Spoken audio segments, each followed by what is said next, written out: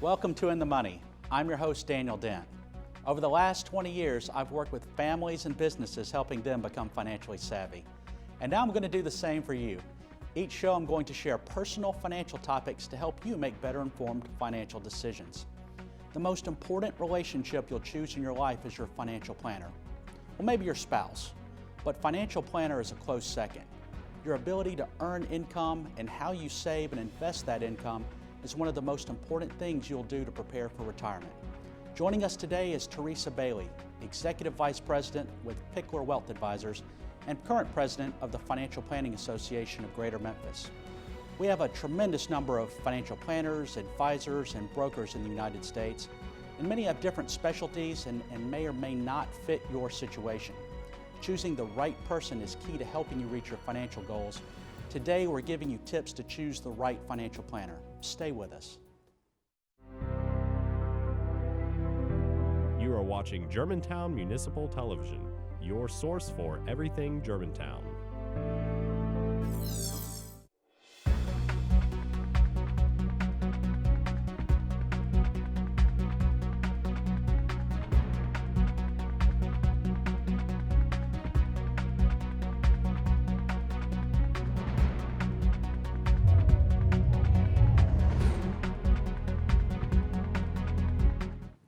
We're discussing how to choose a financial planner today. Joining us is Teresa Bailey, Executive Vice President with Pickler Wealth Advisors. Teresa, thanks for coming on the show. Welcome. Thank you for having me. Absolutely. Tell us, before we get started, tell us a little bit about yourself and what you do. Wonderful. I am a financial planner, and so what that means is I do a lot of listening. I ask a lot of questions, and I sit down with clients and we really find their unique need and have a very tailored conversation about what it is that they need. And we look at documents and I review data, and then I ask them a lot about their dreams. And at that point, my job is really to listen. And after a lot of listening and a lot more questions, I put together a plan to achieve what it is that their goals are, both financially and personally. And not only that, you're the current president of the Financial Planning Association of Memphis. Can you tell us a little bit about the FPA of Memphis and what they do? Absolutely. So the National Financial Planning Association exists because the world of finance the universe of finance is always changing.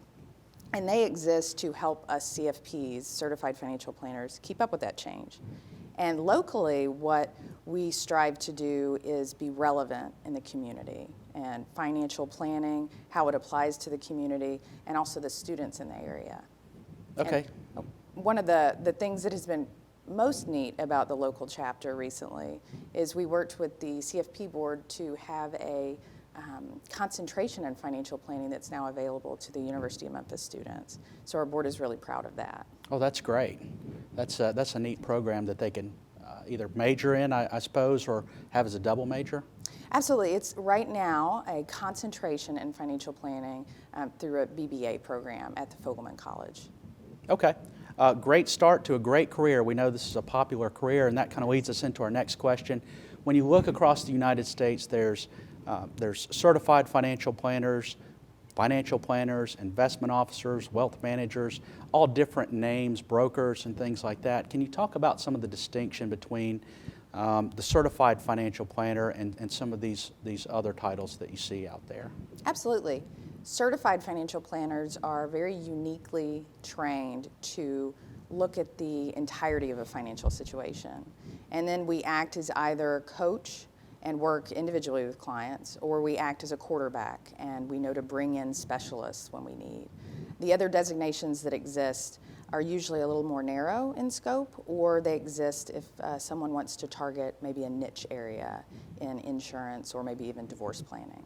And then you have another designation also, and there's a lot of other designations out there, but talk about your other designation and what that specialty is. My other designation is a certified divorce financial analyst. And in that capacity, when I put that hat on, I know that I'm going to be sitting down with someone who's going through really a storm in their life.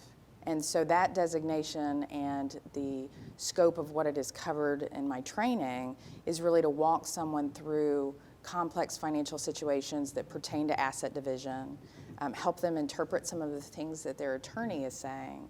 And my goal with that hat is to give someone as much confidence as possible when they sit down at the negotiating table in a divorce. Okay, let's step back to the CFP designation. What's required to get that? There's a lot of education and training that goes with us, but give us a little more detail on why that's so special. The education, there's education and experience requirements, and that is to make sure that you're lined up with someone who can really observe you and make sure that you're staying on track. And then, of course, we have to sit for a really complicated test, a full day of testing. And what's really unique about the CFP is that there's ongoing training and a very high ethical standard.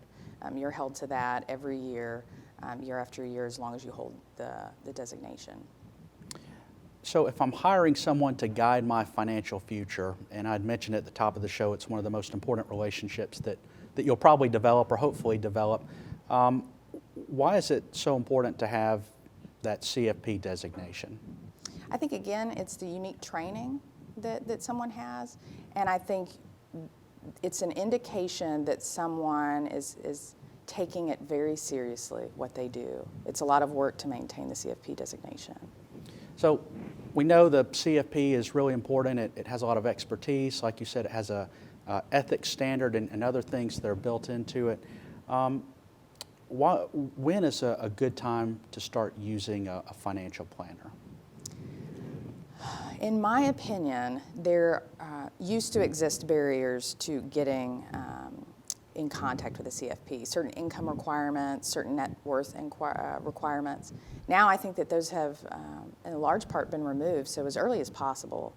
If you're an adult managing your own finances, I think that getting in touch with the CFP as early as you can makes a lot of sense. So let's define that a little bit deeper when we say adult, because I guess legally adult is 18, but it could be mid-20s, 30s. I know a lot of people over the years will say, you know, I don't need that till I'm in my 40s and really thinking about retirement or some of these other issues. But how would you respond to that?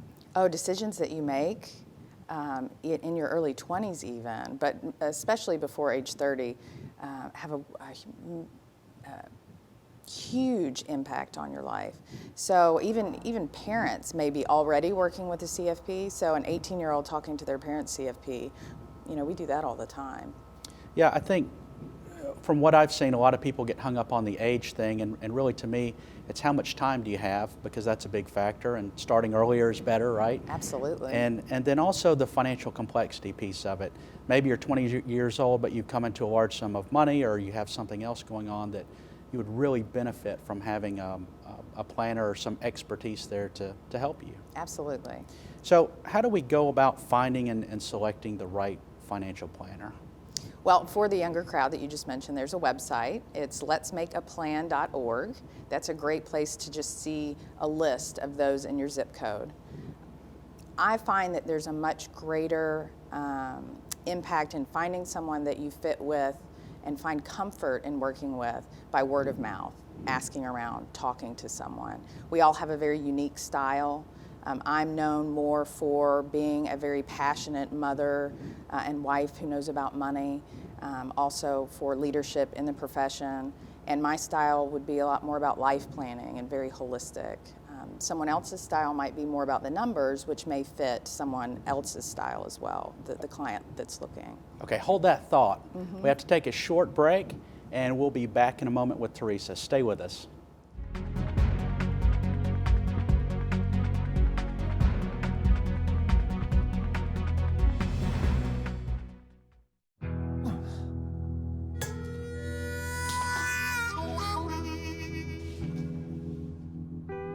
Get caught buzz driving, and you could do some hard time.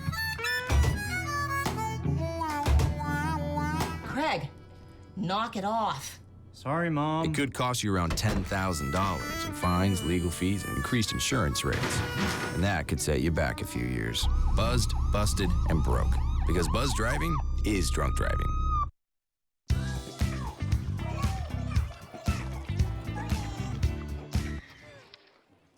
Looks like it's done.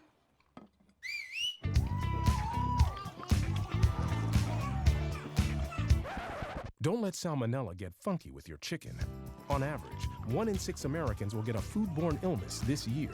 You can't see these microbes, but they might be there. So learn the right temperature to cook each type of meat. Keep your family safe at foodsafety.gov. You are watching Germantown Municipal Television, your source for everything Germantown. Welcome back to In the Money. If you're just joining us, we're talking about how to choose a financial planner. Today we're joined by Teresa Bailey, Executive Vice President with Pickler Wealth Advisors. Before the break, you had made a comment about personality types and making sure that person that you're working with matches with your personality type and, of course, the needs also. Mm-hmm. But we typically go to friends and family for recommendations for really anything, and I don't think financial planning or investment advice is much different. But talk a little bit more around that personality type and why maybe your parents' planner may not be the right person for you, or maybe they are. It all depends on whether you are you think and are comfortable with the same things that your parents or your friends and family are comfortable with. I think comfort is the most important issue in finding the right financial planner. If they speak in a way that you think that makes you comfortable, then it can be a great fit. And asking people that know you very well sometimes is a great way to get to the heart of that. So kind of along those lines, you'll have a conversation or a discussion with that planner that you're thinking about working with. But what are some of your recommendations as far as that interview goes that maybe you would ask the financial planner? Oh, absolutely. Number one, believe walking in, and you hear this a lot with people who are visiting doctors, write down the questions that you have on your mind. When you get in there and they perhaps say something that gets you thinking, about something you hadn't thought before, you forget everything that you wanted to ask. So writing things down is great. But also spend some time thinking about your future and really what you want your future to look like so that the finances can be attached to that. The math is the easy part. Yeah, great point, right? It's hard for you to help someone if they can't tell you what they are trying to accomplish later on. So I'm going to put you on the spot here. I want to act like a client for a moment. All right. And I'm going to interview you as a financial planner and see if we click, I guess. Okay, maybe. Great. So if I'm walking into your office and I'm sitting down with you, I think one of the questions I would ask is, Teresa, what experience do you have? Well, I've been putting tailored financial plans together for clients for about 10 years now, which means I've asked a lot of questions and run through a lot of different scenarios. And that process has required a lot of research and a lot of time, but the neat thing is in this industry we never stop learning. So we have found a way to continue to learn and apply what we learn in a way that will benefit you and your specific situation. Well, you mentioned learning. What's your education and background or credentials? Absolutely. I studied in college finance and then afterwards sat through a bunch of tests to make sure I was familiar with the securities industry. Most recently, the Certified Financial Planner designation and the Certified Divorce Financial Analyst designations are education and training that I have received in order to deliver specific financial planning services to clients. So what type of services do you offer? We offer a wide range. It depends on the question that's being asked, whether we do something in-house or we bring in an expert. Majority of questions we can answer in-house is about retirement planning, education planning, critical illness situations.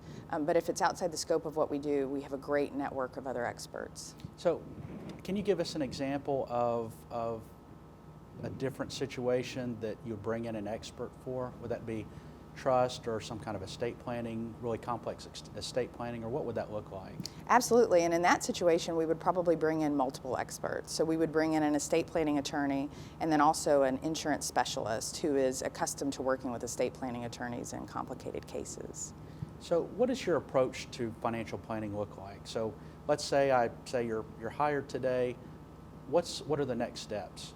The next steps is I am going to be very thorough. I am going to be all up in your business and ask a lot of questions and ask for a lot of documents. But again, the thoroughness of doing the data gathering up front and asking the right questions will then allow us to tailor that plan to exactly what will be comfortable as you start to understand what goals are attainable with no changes and what changes we may need to make your goals attainable. So this is probably not a question I would ask in an interview, but just for our viewers out there, what are some of the more uncomfortable questions or discussions that you have to have with people that come in? Estate planning and life insurance and critical illness. One of the things I love to do with life insurance is have people write down everyone that they say I love you to, in the course of their life. And then we start to attach some responsibility if they were to pass away. What financial responsibility would you have to those people that you say I love you to? That's a hard conversation. That's not something that you can hand somebody in a form to fill out and really get the most out of it. You have to make eye contact and really talk about, if you're gone, what financial legacy do you want to pass on to that person? So that brings up a good question. If I'm sitting there with my spouse, what type of conversation should we have had prior to coming in to speak with someone like you? What kind of prep work? Or is there any required, is that something, I know that you will help guide us through that, but what can we do to help the process along prior to coming in and having those discussions? I try to really go into the first meeting and assess that with the client.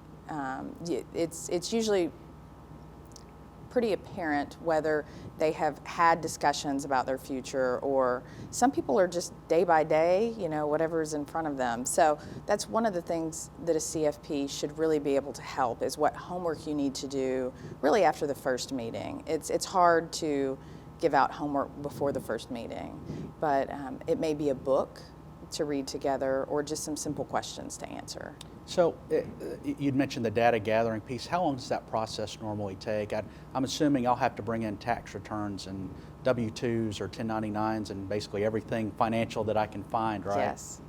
I think the time it takes on that is how much of a, what I like to call a financial nerd you are at home, whether that is readily accessible, or you have to go back to your accountant and get the tax return, or you have to log in and find your password for your statements. So it can be a very quick process where in a week we have everything we need, or it might take a little bit of extra time, and we're certainly willing to help with that.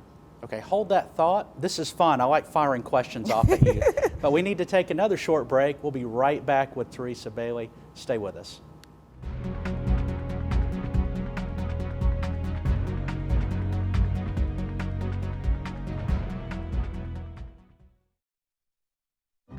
You make me wear my bike helmet. Taught me never to run with scissors. And to follow the swimming rules. You tell me to stay away from drugs. To always buckle my seatbelt. So why do you keep a loaded gun in your drawer? How safe is that? You asked them to follow some safety rules. Now they're asking you. In fact, they're counting on you. Never let your gun get into the wrong hands. Remember, always lock it up. Visit ncpc.org. Cinderella found the pet that fits her perfectly. Tiana gave her pet the royal treatment.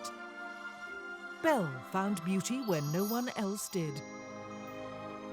And you can too. Share your heart. Share your love.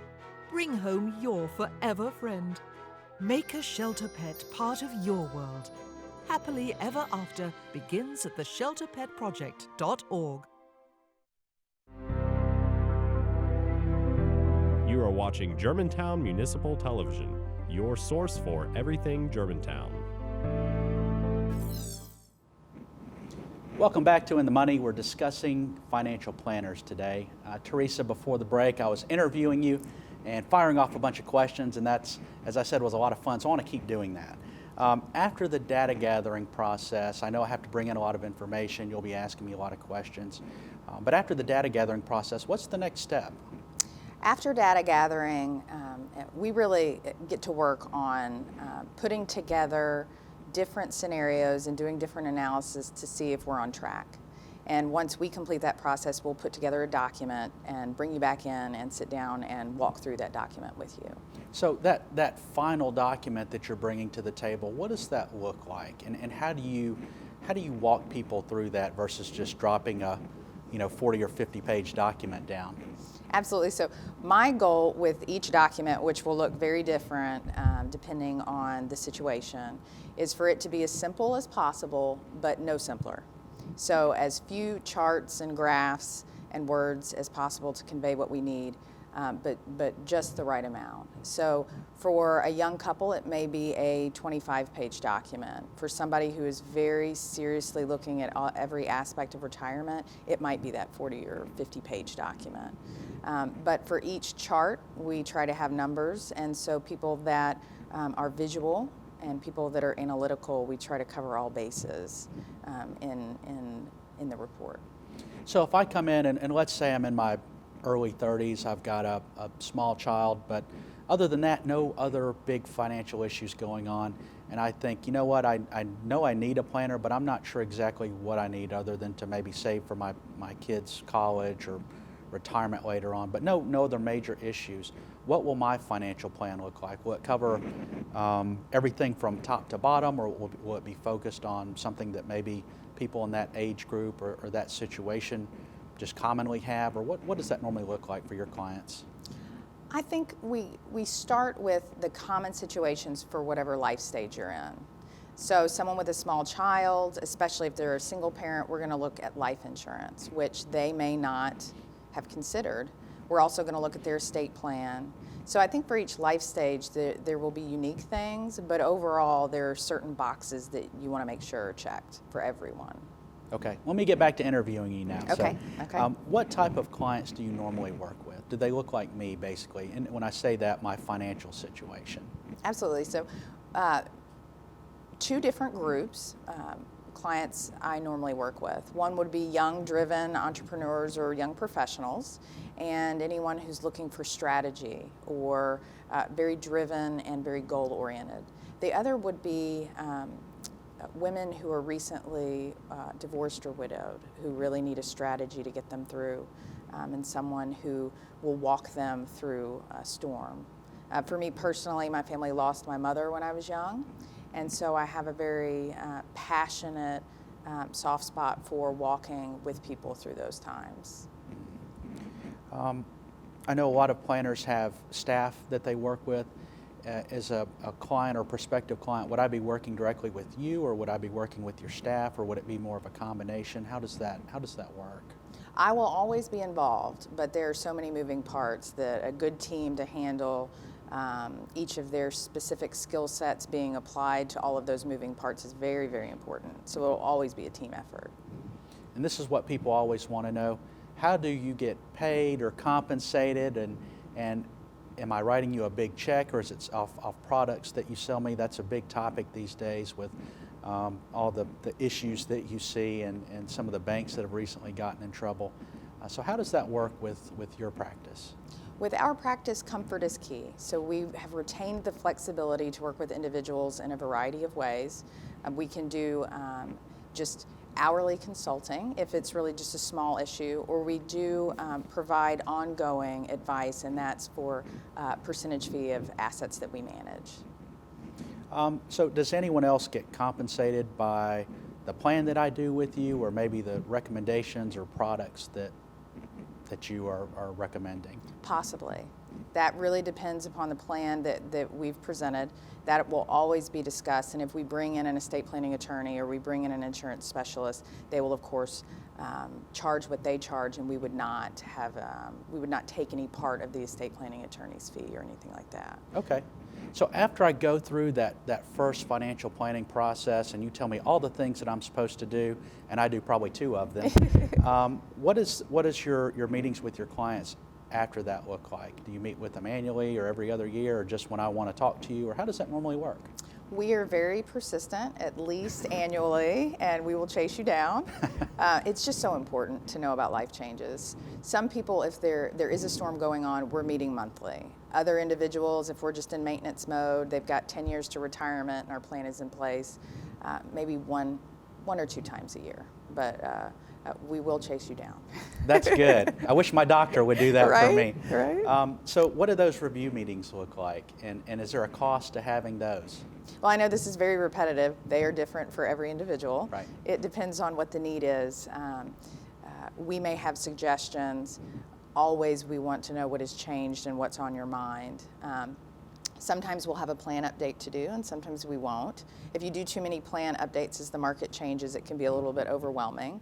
And there's no cost associated with them because we feel like that could be a barrier to having a conversation, and we just don't feel like that it's worth it. It's too important. You know, we're kind of half joking having this interview back and forth, but really during this process, you'd probably be asking us about our financial goals, and it would be much less one-sided. So yes. Thanks for playing along, and you're hired. I appreciate Yay, that. thank you.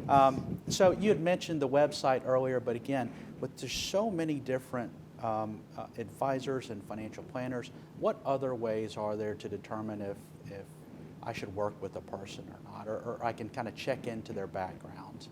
FINRA has a new website. It's brokercheck.finra.org. So that's a great way, a little bit like a Carfax. You can go on and see the history of whether someone's had an issue or not. And I think, are there financial predators out there? Absolutely, and I think it's very important to do your homework and ask around. Some red flags real quick as we wrap up. What are some red flags that you would advise people to worry about if someone told them in that interview process? Red flags, the two most important, did they listen and do you feel comfortable?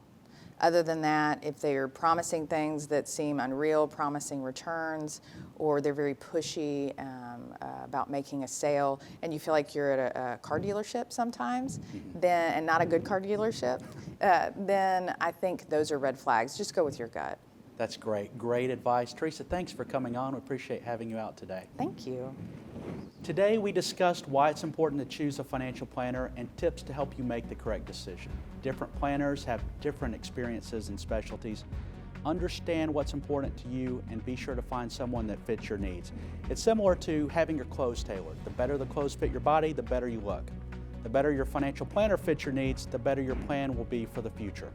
That's all the time we have today. Thanks to Teresa Bailey, Executive Vice President with Pickler Wealth Advisors, and thank you for watching. If you'd like to see more shows, follow us on YouTube or Facebook at Germantown Municipal Television. You can also visit our website at www.gmtvonline.org. And remember, each person's financial situation is unique.